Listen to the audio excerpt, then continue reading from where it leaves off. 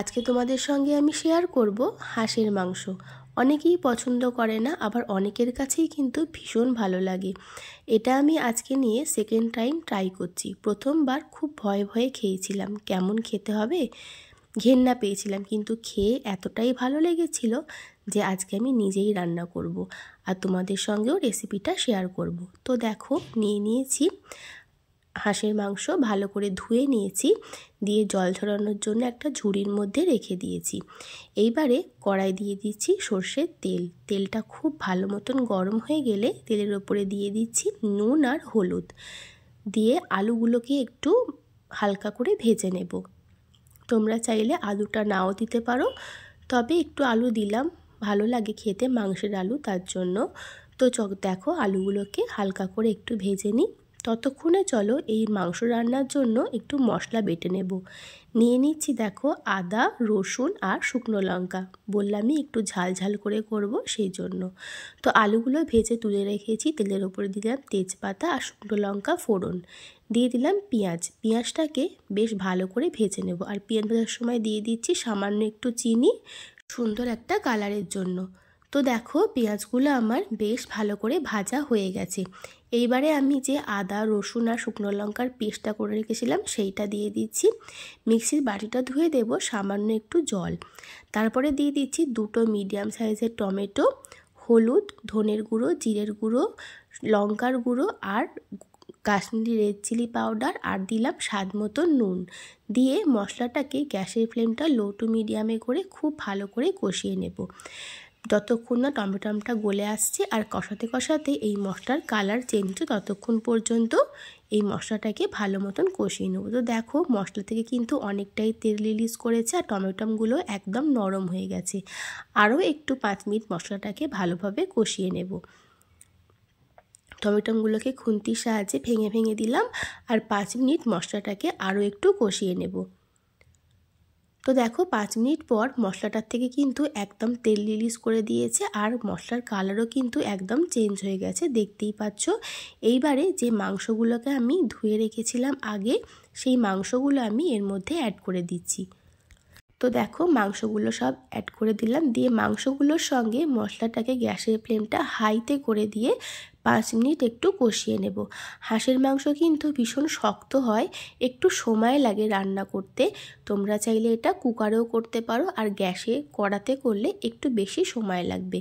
তো ভালো করে 5 মিনিট প্রথমে একটু কষিয়ে নেব, তারপর গ্যাসের ফ্লেম লো টু মিডিয়ামে করে আরও 40-45 মিনিট মতন কষিয়ে নেব। যত কষানো হবে তত কিন্তু খেতে ভালো লাগবে, সেই জন্য প্রথম দিকে কষানোটা কিন্তু খুব ভালোভাবে করে নিতে হবে। তো দেখো, 5 মিনিট ভালো করে মশলার সঙ্গে মিশিয়ে নিয়েছি।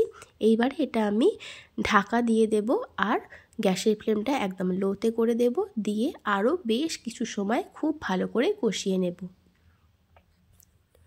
তো এবার এটা আমি ঢাকা দিয়ে দেব 5 মিনিটের জন্য। 5 মিনিট পর দেখো, মাংস থেকে কিন্তু জল রিলিজ করা শুরু করে দিয়েছে, অনেকটাই জল বেরিয়েছে, দেখতে পাচ্ছ। তো এইবারে এটা আমি আরও কিছুক্ষণ কষাবো। ঢাকা দিয়েই কিন্তু প্রায় 40-45 মিনিট মাংসটাকে আমি কষিয়েছি। আর দেখতেই পাবে কষানোর পর কিন্তু একটা কালার, অন্যরকম কালার চলে আসবে মাংসর থেকে। তো দেখো, এই যে অনেকটা জল বেরিয়েছে মাংসর থেকে, এখন আর আমি ঢাকা দেব না, যেহেতু অনেকটাই জল রিলিজ করেছে তার জন্য। তো এবার আমি গ্যাসের ফ্লেমটা লো টু মিডিয়ামে করে ঢাকনা খুলেই আরও অনেকটা সময় কষিয়ে নেব। তো দেখো, এবার আমি ঢাকা দেব না, যেহেতু অনেকটা জল বেরিয়েছে, ঢাকা দিলে আরও জল বেরোবে, তার জন্য ঢাকনাটা খুলে একদম শুকনো শুকনো করে কষিয়ে নেব। তারপর এর মধ্যে আমি জল দেব। তো চলো, খুব ভালো করে মশলাটাকে মাংসের সঙ্গে কষিয়ে নিই, তারপর ফিরে আসছি। আর এই কষানোর সময় দিয়ে দিচ্ছি ভেজে রাখা আলু।